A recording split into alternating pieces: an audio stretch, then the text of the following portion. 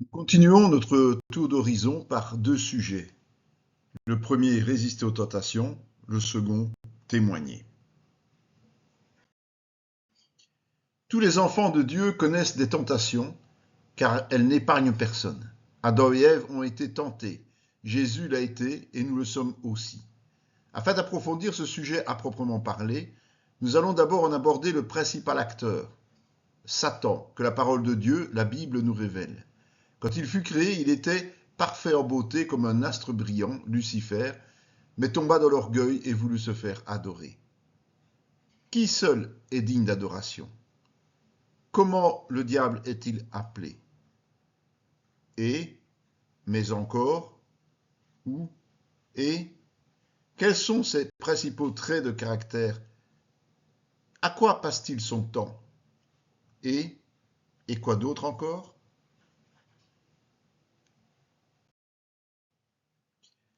Pour réussir, en quoi est-il capable de se déguiser?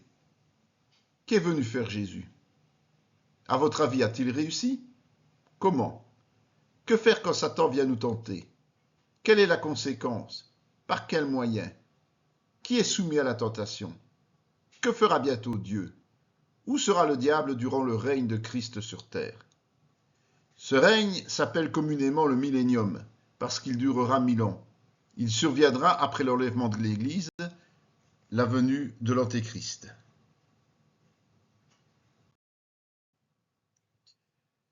Pour qui a été préparé l'enfer? C'est-à-dire qui? Quelle est la destination finale de Satan? Satan, appelé aussi diable, est un adversaire redoutable pour le chrétien. Lui résister est la seule façon de l'obliger à passer son chemin. Mais nous savons aussi que son sort est définitivement scellé dès à présent. L'origine des tentations. Souvent les croyants pensent être de grands pécheurs parce qu'ils sont tentés. La tentation en elle-même n'est pas un péché, c'est le passage à l'acte, même en pensée, qui le devient. La tentation vient-elle de Dieu? Qui a tenté Jésus? Qu'a fait Satan avec Ève? Jésus n'est pas tendre lorsqu'il parle du diable. Lisez par exemple Jean 8, 44. La tentation a-t-elle pour seule origine Satan? Quel autre alors? À votre avis, quelle en est la racine? Qu'en dit Matthieu? De quels péchés sont-elles génératrices? Quelle est la succession d'étapes après la convoitise? Et comment éviter la séduction? En résumé, on peut dire que Dieu ne nous tente jamais, mais qu'il accepte que nous le soyons tout en nous donnant les moyens de surmonter l'épreuve. Parfois les tentations viennent du diable, mais la plupart du temps, elles viennent de notre propre convoitise. Voici les réponses à ces questions.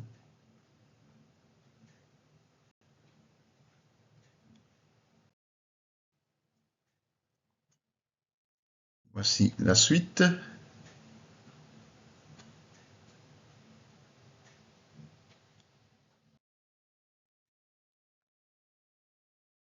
Il y a diverses tentations.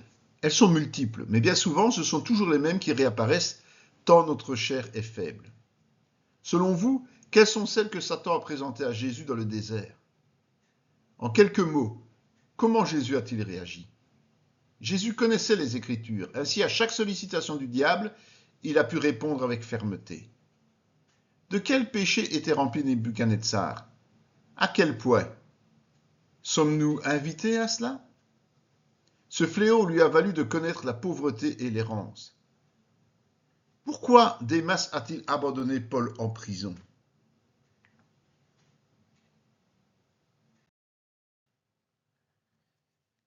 À quoi Akan a-t-il cédé? En quoi le matérialisme est-il un piège? Qu'est-ce qui enrichit spirituellement? Quelle est la vraie richesse du chrétien?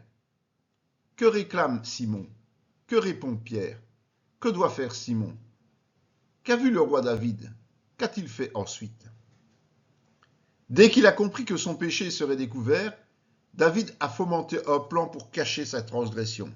Vu l'échec, il en est arrivé à faire mourir un homme. Que fait-il ensuite? En faisant cela, contre qui David a-t-il péché? Qu'a-t-il provoqué? Malgré sa repentance et le pardon, qu'est-il arrivé à David? Il existe quelques tentations typiques qui malheureusement séduisent les chrétiens et les font tomber dans le péché. L'orgueil, l'attrait des choses du monde, l'argent, l'amour de l'argent, la soif du pouvoir et l'adultère. À eux seuls, ils représentent la grande majorité des causes de chute. Que faire si vous êtes tombé dans le piège de la tentation? Voici les réponses à toutes ces questions.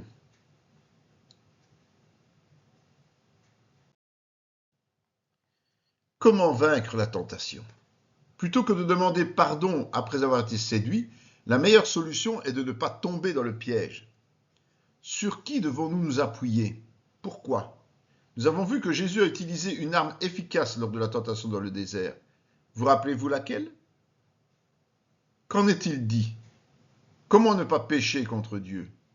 Qu'est-ce que cela veut dire? Actuellement, que fait Jésus pour nous? Quel est le contenu de sa prière? Quelle certitude avons-nous? Est-ce suffisant que Jésus intercède pour nous? Que devons-nous faire aussi? Que faut-il demander au Père? La parole de Dieu, la vigilance et la prière sont des armes efficaces contre la tentation, d'autant que nous disposons d'un allié de poids à qui rien n'est refusé par le Père, c'est Jésus.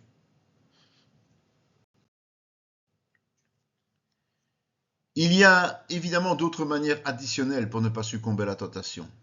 Comment a réagi Joseph face aux sollicitations pressantes de la femme de Potiphar? Et comment encore? Notez qu'il est conscient que céder serait une offense à Dieu. Puis, que fait-il? Et enfin, que conseille Paul à son élève? À qui devons-nous résister? Avec quel résultat? À qui devons-nous obéir? En faisant quoi? L'Éternel nous affirme d'ailleurs qu'aucune tentation n'est insurmontable. Lisez tout simplement 1 Corinthiens 10-13 pour vous en persuader. Outre l'utilisation des moyens ci-dessus, n'oublions pas qu'éviter les confrontations chaque fois que possible est sans aucun doute la première solution préconisée. Lorsque l'attrait est inévitable, il nous reste à résister en fixant notre regard sur Dieu et en nous rapprochant de lui. Voici les réponses aux questions concernant la manière de vaincre la tentation. Un exemple pratique du livre des Proverbes. La séduction étant le moteur du péché, le livre des Proverbes nous en révèle le processus mortel. Comment est appelé l'acteur principal du drame? Vers où se dirige-t-il? À quel moment cela se déroule-t-il? Quelle en est la signification? La future victime se rend donc volontairement vers le lieu de débauche sans mesurer le risque encouru et sans que personne ne l'y invite. C'est le principe du compromis avec le monde en quelque domaine que ce soit. Par qui est-il abordé? Quelles sont ses caractéristiques? Mettre le doigt dans l'engrenage suffit à déclencher une réaction en chaîne. Mais ne nous trompons pas, c'est d'abord la victime qui s'est mise en mouvement. Que fait la femme? Non seulement elle prend l'initiative, mais elle a préparé le lieu du forfait avec soin. Par définition, le péché est très attractif et visible de loin. À quoi correspond l'invitation? Comment est-ce appelé? Après l'approche, la tentation se fait séduction et ne cache plus ses intentions. Que fait le jeune homme? À quoi est-il comparé? À votre avis, y est-il obligé? Quel sera le prix final? Quel conseil donne Salomon? Quel autre donne-t-il encore? Pour quelle raison? Pour quel motif? Jusqu'à la fin, nous avons l'opportunité et les moyens de résister aux tentations. Voici le corrigé de l'exemple pratique du livre des Proverbes.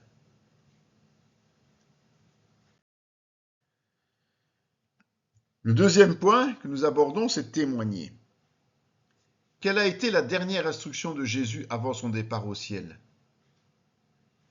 Si nous sommes chrétiens nés de nouveau, nous avons reçu l'instruction de rendre un témoignage particulier au travers de l'annonce du salut par Christ et de ce que Dieu a accompli dans notre vie. Cela se fait tant en parole qu'en acte, c'est-à-dire dans notre façon de nous comporter. Témoigner, c'est répéter une chose ou un acte que nous avons vu, entendu et ou perçu, permettant ainsi de transmettre et ou d'établir une vérité. Les témoins directs sont évidemment ceux qui ont partagé les 3 années du ministère de Jésus sur terre. Ils ont relaté de très nombreux faits dans les écrits de la Bible. Qu'a dit Jésus aux apôtres après sa résurrection? Où devront-ils témoigner?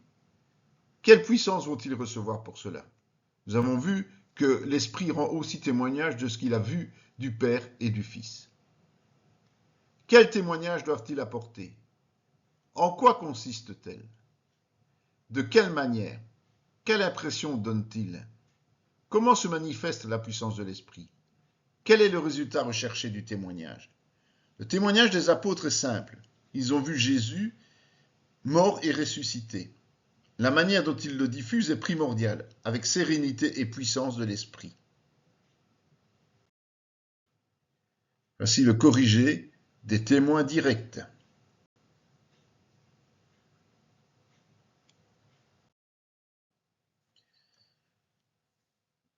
Sans doute, à cause de la volonté des hommes de dominer toute chose, les femmes, sauf certaines exceptions, ont souvent été dévalorisées dans l'histoire de l'Église. Or, lors du procès de la crucifixion et de la mort de Jésus, pendant que les apôtres fouillaient, reniaient et se cachaient, les femmes ont accompagné Jésus jusqu'à la fin. Dès le lendemain du sabbat, elles se rendirent au tombeau afin d'ensevelir son corps. Nous allons voir ainsi qui sont les premiers à évangéliser. Qui va au tombeau? Qui leur parle? Que leur dit-il? En fait, que fait-il? Quel ordre leur donne-t-il? Quel est le sentiment des femmes? Avez-vous ressenti ces mêmes choses lorsque vous avez reçu l'annonce du salut? Que font-elles? Qui rencontrent-elles en chemin? Que leur dit-il? L'ont-elles reconnu? Que leur demande-t-il ensuite? Comment appelle-t-il ses disciples? En réalité, ce sont donc ces femmes qui ont été les premières à annoncer la bonne nouvelle de la résurrection de Jésus. Voici le corrigé de ce point.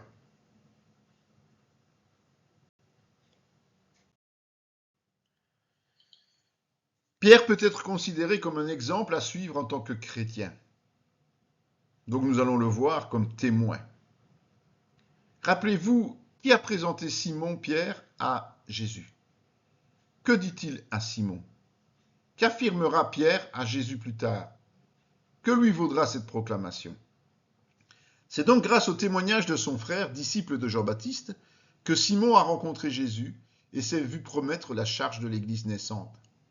Après la mort de Jésus, la défection de Pierre, malgré ses engagements à le suivre et sa réhabilitation, nous lisons qu'il témoigne à son tour au moment de la Pentecôte. À qui s'adresse-t-il?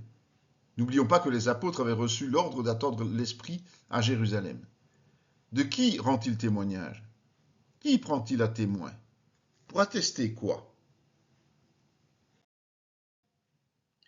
Sur quoi insiste-t-il d'abord? Qui accuse-t-il? De quoi? De quoi témoigne-t-il ensuite? En précisant quoi? Que confirme-t-il à nouveau? Qu'ajoute-t-il ensuite au sujet de Jésus? Et à propos du Saint-Esprit? Un peu plus tard, Pierre affirme encore autre chose. Quoi? Nul ne peut nier que Pierre fut un des témoins privilégiés de la vie, de la mort et de la résurrection de Jésus. Rempli du Saint-Esprit, il n'hésite pas à le faire savoir à tous ceux qui l'écoutent, sans faire preuve de retenue quant aux responsabilités. Voici les réponses concernant le témoin Pierre.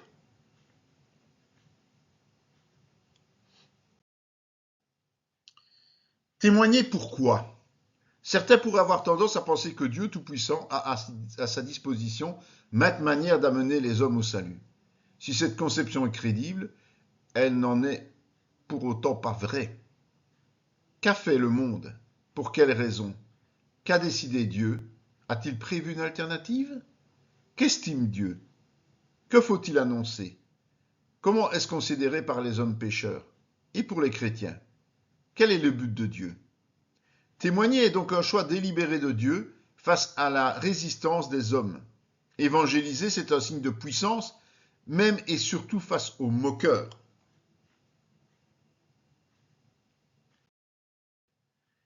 Avant de remonter aux cieux, Jésus a donné cette instruction universelle. Sous quelle autorité a-t-il donné ces instructions? Qu'a-t-il donné comme instruction? Où? Qui sera sauvé? Qui sera condamné? Outre le témoignage, que faut-il faire? Au nom de qui? Ceci démontre une fois encore que le baptême suit directement la conversion et pas l'inverse. Il se fait au nom de notre Dieu trinitaire. Et ensuite, où est Jésus durant ce temps? Quelle est la conséquence? Que dit Pierre au sujet du retour de Christ? Que dit Jésus sur la fin des temps? Qu'ajoute Pierre? À votre avis, comment est-ce possible? Pourquoi? Et le faites-vous? Notre service principal est l'évangélisation, seul moyen choisi par Dieu. Voici les réponses de ce point, la raison pour laquelle il faut témoigner.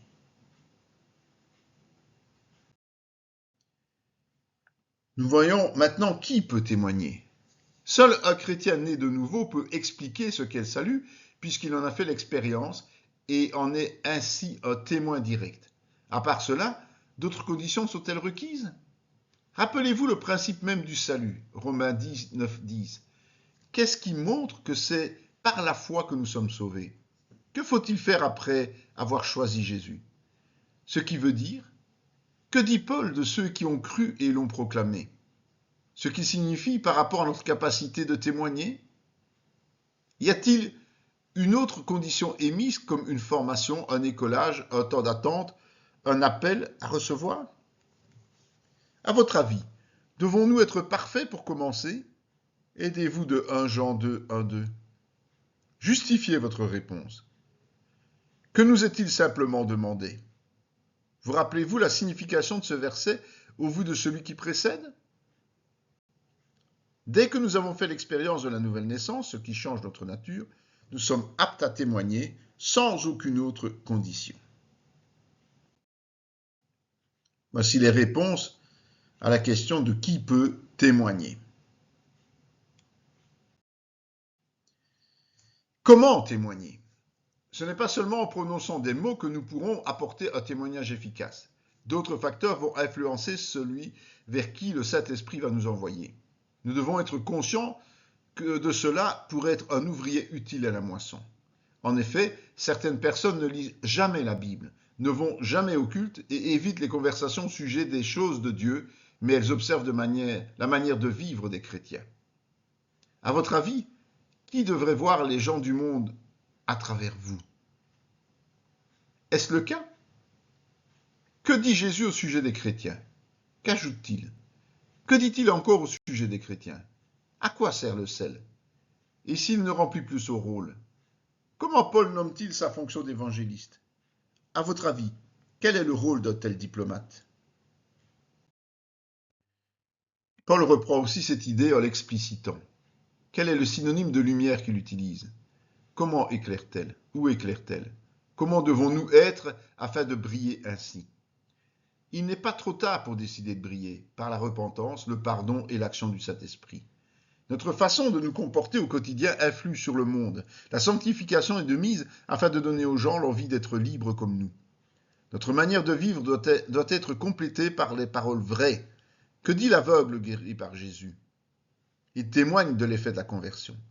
À quoi devrions-nous être prêts à tout moment? Avec quelle attitude devons-nous le faire? Comment doit être notre vie? Pourquoi? Comment agissait Paul? À votre avis, faisait-il des compromis? Expliquez. Comment se considérait-il? À quoi nous invite-t-il? Qu'a-t-il fait avant cela? En suivant son exemple, que pouvons-nous dire et comment le faire? Pour vous aider, examinez attentivement Actes 26, 1, 23. En conclusion, quel est le message principal que Paul transmet? Vous rappelez-vous Jean 3, 16? Êtes-vous capable de l'expliquer? Alors faites-le. Ainsi, le chrétien est appelé à tenir une position de visibilité, non seulement en parole, mais aussi et peut-être surtout en action. Il ne s'agit nullement d'une option, mais d'une responsabilité par rapport à Dieu. Voici les réponses à cette partie, comment témoigner, qui est primordiale évidemment pour tout chrétien. Et voici la suite des réponses qui termine ainsi le point sur le témoignage.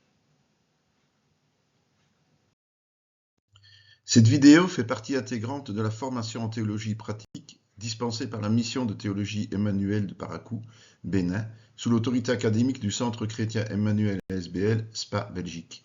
Pour mieux connaître nos activités, voici nos différentes adresses.